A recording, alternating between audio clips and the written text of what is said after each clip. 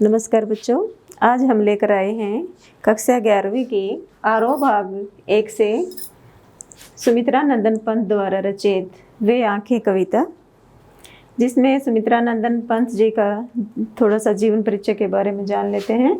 उनका जन्म 1900 ईस्वी में उत्तरांचल के अल्मोड़ा जिले में हुआ था और उनका निधन 1977 ईस्वी में हुआ था।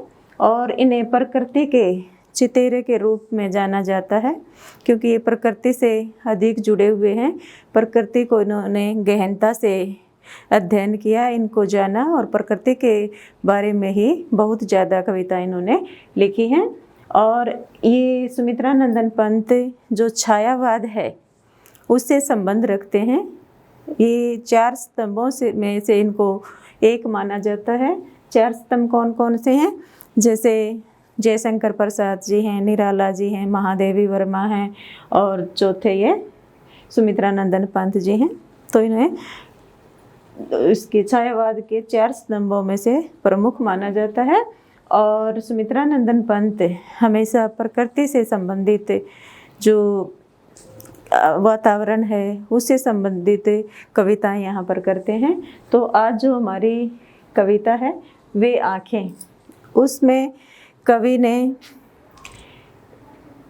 किसान की जो दयनीय स्थिति है उसको दर्शाया है, आज़ादी से पहले की भी और बाद की भी, कि किसान की दशा कैसी है, किस परिस्थितियों में वो अपना जीवन व्यतीत करता है। तो यहाँ पर जो कविता है उसकी भाषा है साहित्यिक हिंदी खड़ी बोली और छंद इसमें मुक्त छंद का प्रयोग किया गया है।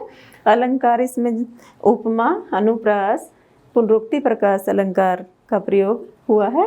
और इसमें करुण रस है, करुण रस से भरी ये कविता है।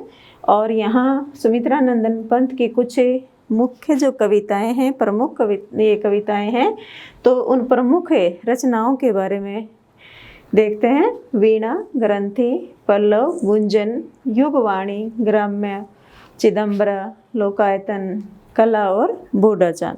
तो ये इनकी कुछ प्रमुख रचनाएं हैं जो ज़्यादातर प्रकृति से जुड़ी हुई हैं। तो चलो बच्चों, आज हम पढ़ते हैं वे आंखें कविता। तो पहली पंक्ति है, अंधकार की गुहा से रेखे उन आँखों से डरता है मन, भरा दूर तक उनमें दारुण दन्य दुख का नीरव रोदन। तो यहाँ पर कवि सुमित्रा नंदन पंत जी किसान की जो दयनीय स्थिति है, जो आज़ादी से पहले की जो स्थिति है और आज़ादी के बाद की जो स्थिति है, परिस्थितियां हैं, उनको यहाँ पर चित्रित किया है, उजागर किया है। और कहते हैं कि अंधकार की गुहा सिरीखी, अंधकार माने अंधेरा, गुहा माने गुफा, सिरीखी माने समान। उन आँखों से डरता है मन, यानी उसकी आँखों से जो मेरा मन है वो भी डरने लगता है। तो किसान की जो आँखें हैं वो किसके समान बताई हैं? ये गुहा यानी गुफा के अंधेरे के समान। जिस प्रकार अत्यधिक अंधकार से भरी हुई गुफा होती है उसके समान यहाँ किसान की आँखें लग रही हैं। कवि कहता है कि जब मैं किसान की आँखों में झांकता हूँ, उसकी आँखों की तरफ देखता हूँ, तो उसमें वो अंधकार, वो गहन अंधकार या गरीबी से युक्त जो दुख है वो उसकी आँखों में, वो पीड़ा यहाँ पर दिखाई देती है। यानी उसको देखकर कवि को भी डर लगता है। जिस प्रकार अंधेरे से भरी गुफा के अंदर जब हम झांकते हैं तो उसको देखने से डर लगता है, वैसे ही यहाँ किसान की आँखों को देखने से डर लगता है, क्योंकि उनमें बहुत ही दुख भरा हुआ है, वेदना भरी हुई है। फिर कहता है भरा दूर तक उनमें दारुण। तो कहता है उसकी आँखों में जब मैं झांकता हूँ तो दूर दूर तक, अर्थात तो गहन जो दुख है, दर्द है, निराशा है और शोषण की जो पीड़ा है वो उसमें दिखाई देती है। दूर दूर तक कहीं भी उसके अंदर सुख व्याप्त नहीं है, दुख ही दुख भरा हुआ है।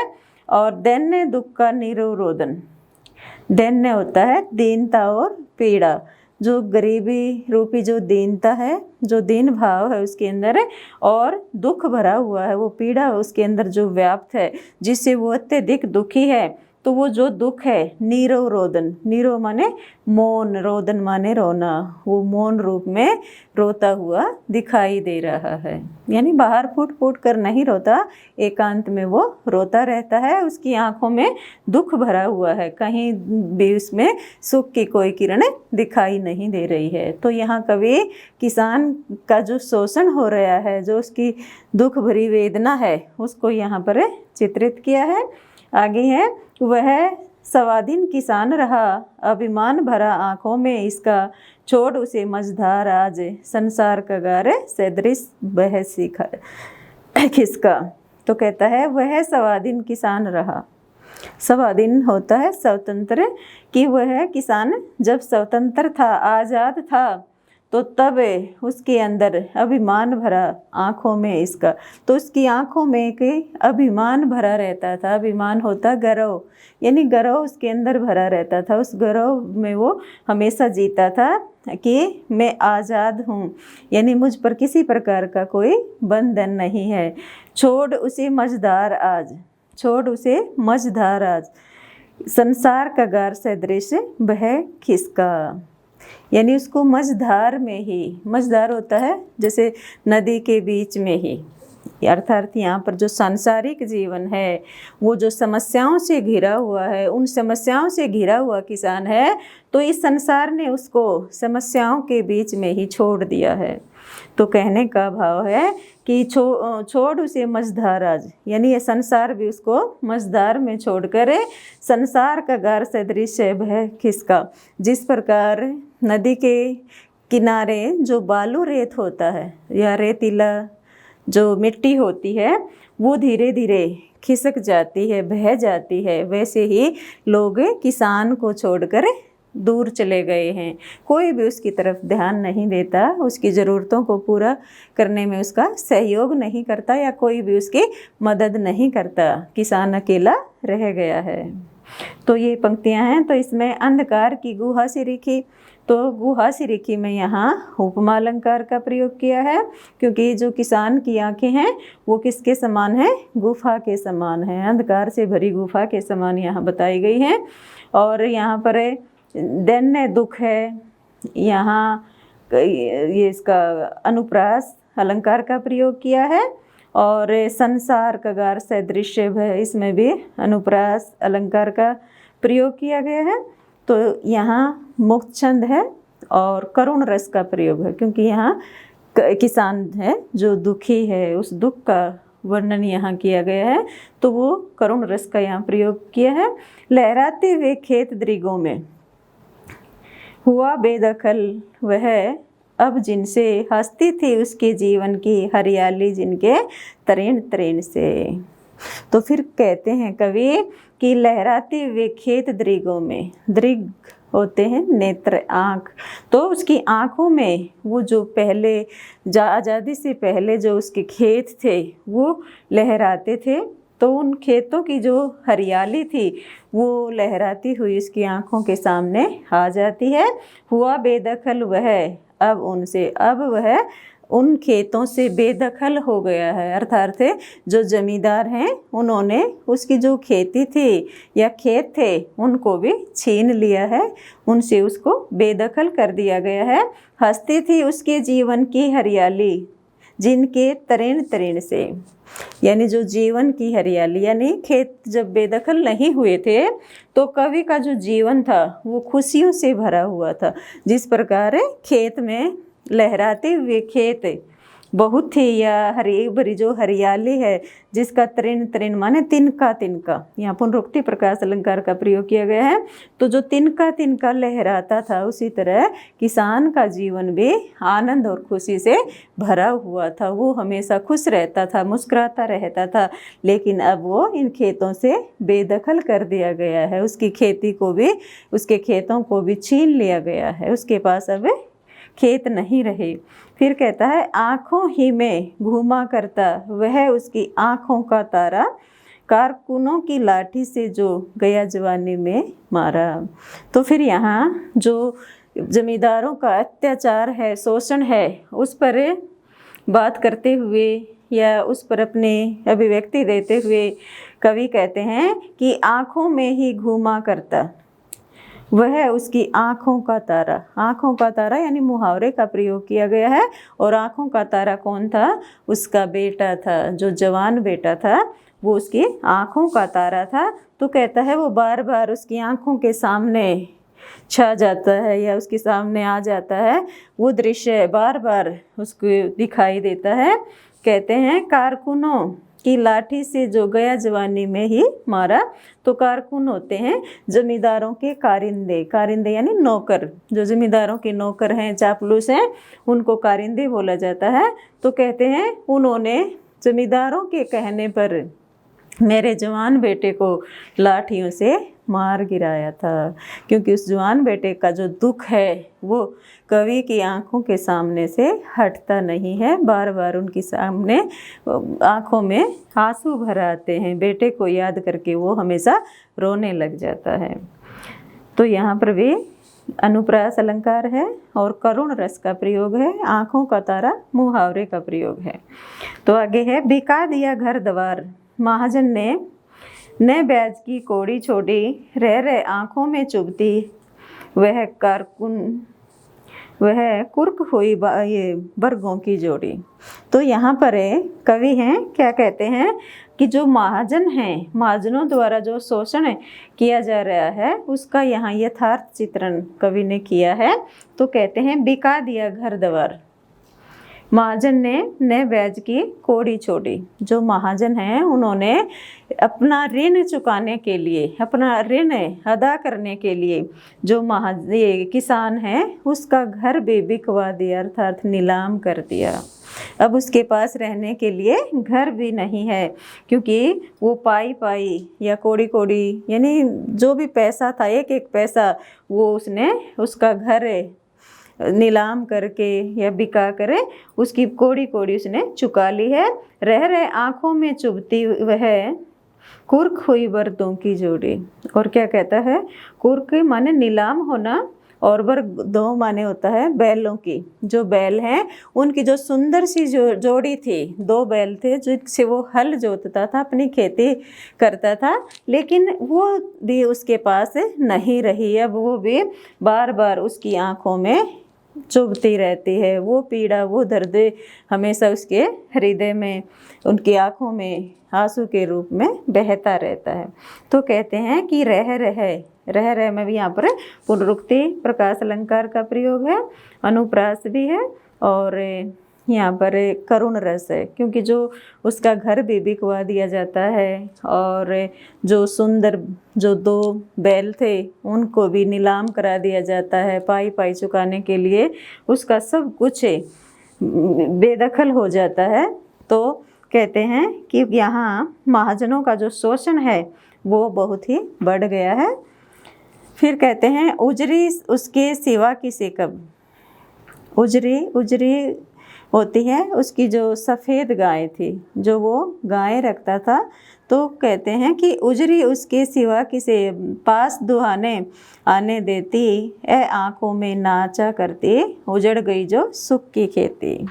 तो यहाँ जो किसान हैं उसकी जो पशुओं के प्रति प्रेम है वो प्रेम यहाँ पर उजागर किया है।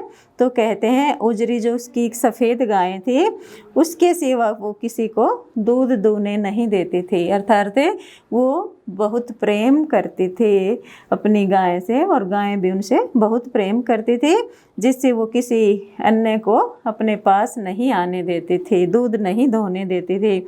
तो कहते हैं ए आँखों में नाचा करती, आँखों में नाचना यानी मुहावरे का प्रयोग है कि वो अब मेरी आँखों में नाचती रहती, अर्थात वो दृश्य, वो गाय बार बार उसका जो प्रेम है मेरी आँखों के सामने छा जाता है। उजड़ गई जो सुख की खेती, अब वो मेरी सुख से भरी हुई जो खेती थी, अर्थात जो मेरा जीवन था जिसमें मेरा घर था, मेरा बेटा था, मेरे बैल थे, मेरी जो गायें थी, वो सब अब उजड़ गई है। वो जो सुख का जो मेरा संसार था वो आज उजड़ गया है। उसे याद करके कवि अपने हृदय की वेदना को उत्पन्न कर रहा है, वो दर्द उसके अंदर छा जाता है। तो फिर कहते हैं बिना दवा दर्पण के घर ने स्वर्ग चली आंखें आती भरे, देख रेख के बिना दूध मुही बिटिया 2 दिन बाद गई मरे। तो यहाँ भी कहते हैं कि बिना दवा दर्पण के घर ने, यानी किसान ने यहाँ अपनी गरीबी की ओर संकेत किया है, क्योंकि गरीब स्थिति में वो अपनी पत्नी का इलाज भी नहीं करवा पाते। तो कहते हैं बिना दवा, यानी बिना दवा के, और दर्पण होता है इलाज या देखभाल के, घरनी माने पत्नी, घरनी यानी ग्रामीण शब्द का यहाँ प्रयोग किया गया है। तो कहते हैं वो बिना दवा के बिना इलाज के उसकी पत्नी भी आज स्वर्ग चली, यानी वो उसकी भी मृत्यु हो गई, वो स्वर्ग सिधार गई। आंखें आती भरे, आंखें भराना मुहावरे का प्रयोग है यहाँ। तो जब उसको अपनी पत्नी को याद करता है तो उसकी आंखों में आंसू आ जाते हैं। देख रेख के बिना दूध मोही बिटिया 2 दिन बाद गई मरे, क्योंकि उसकी माँ की मृत्यु हो जाती है। उस बच्ची की माँ जब मर जाती है तो 2 दिन बाद ही, क्योंकि वो छोटी सी बच्ची थी, दूध अपनी माँ का दूध पीती थी, दूध मुही माने माँ का दूध पीने वाले जो नवजात थे, तो वो क्या है उसकी देख रेख नहीं हुई, क्योंकि पत्नी का दुख था। तो उस दुख में वो उस बेटी को भी नहीं संभाल पाए, उसकी देख रेख नहीं कर पाए, जिसके कारण वो बिटिया भी मर गई। धीरे धीरे करके उसका सब कुछ उजड़ गया, नष्ट हो गया। तो यहाँ करुण रस का प्रयोग किया है। और कहते हैं कि घर में विधवा रही पुतोहू लक्ष्मी थी, यद्यपि पति घातिन ने पकड़े मंगवाया कोतवाल ने, डूब गई डूब कुएं में मरी एक दिन। तो फिर कहते हैं कि घर में विधवा रही पुतोहू, अब उसके पास उसके घर में कौन रह गई, उसकी पुत्र वधू, पतोहू होता है पुत्र की बहू या पुत्र वधू, तो वही विधवा के रूप में रह गई, क्योंकि उसका जवान बेटा भी मर गया, पत्नी भी मर गई और बेटी भी मर गई। अब उसके पास एक पुत्र वधू है, जो क्या है, कहने से तो क्या है लक्ष्मी है, क्योंकि जो महिलाएं हैं या पत्नी हैं उसको घर की लक्ष्मी माना जाता है। लेकिन ये पति घातिनी, अब ये समाज जब वो विधवा हो जाती है तो ये समाज विधवाओं को समाज में अच्छा दर्जा नहीं देते, क्योंकि समाज की जो संकीर्णता मानसिकता है वो यहाँ पर उजागर की गई है कि विधवा को सम्मान नहीं दिया जाता। तो वो उस पति के मरने के बाद उसको पति घातिनी या पति की हत्यारिन भी कहने लगते हैं कि इसने अपने पति को खा लिया या इसने अपने पति को मार दिया, ऐसे ताने उसको दिए जाते हैं। पकड़ मंगवाया कोतवाल ने, डूब कुएं में मरी एक दिन, यानी कोतवाल होता थानेदार, यानी पुलिस में जो थानेदार है, उसने उस को ऐसी अवस्था में देखकर, क्योंकि वो जवान थी, तो उसके प्रति उसका जो दृष्टिकोण था वो सही नहीं था। तो कोतवाल ने अन्याय की जो चरम सीमा थी उसको पार करते हुए अब उस पर कुदृष्टि रखते हुए पकड़वा कर अपने पास बुला लिया, और उस कलंक को वो बर्दाश्त नहीं कर पाई या सहन नहीं कर पाई। तो कहते हैं कि वो कलंक जो उस पर लगा, क्योंकि उसके पति के जाने के बाद कोतवाल ने उसको वहाँ थाने में बुलवाया और उस पर कुदृष्टि डाली, तो जिसके कलंक को वो बर्दाश्त नहीं कर पाई और एक दिन वो कुएं में कूदकर अपनी जान दे गई। तो उसने अपनी जान गंवा दी। तो इसलिए उसके पास धीरे धीरे करते करते किसान के पास कुछ नहीं रहा, पूरा परिवार उसका मर गया। खैर पैर की जूती जोरू न सही एक दूसरी आती, पर जवान लड़के की सुध पर सांप लौटते फटती छाती। तो यहाँ पर कहते हैं कि खैर पैर की जूती, पैर की जूती यानी मुहावरे का प्रयोग है। तो कहते हैं पैर की जूती होता है तुच्छ वस्तु। तो कहते हैं उस समाज में या उस समय पत्नी को, जोरू होती है पत्नी को सम्मान नहीं मिलता था या सम्मान की दृष्टि से समाज में नहीं देखा जाता था, उसको पैर की जूती मानते थे। जैसे पैर में जूती होती है, जब वो फट जाती है, टूट जाती है, तो उसको निकाल कर फेंक दिया जाता है और दूसरी पहन ली जाती है। तो उसी तरह कहते हैं कि अगर ये पत्नी मर जाती है तो वो दूसरा विवाह कर सकता है, दूसरी पत्नी लेकर आ सकता है। तो कहता है वो दुख इतना नहीं है, कहता है पर जवान लड़के की सुध कर सांप लौटते फटती छाती। जब वो अपने जवान बेटे को, सुध होती है याद करना, जब वो अपने जवान बेटे को याद करता है तो उसकी छाती फटने लगती है, जैसे सांप लौटने लगते हैं, अर्थात अत्यधिक दुख से भर जाता है।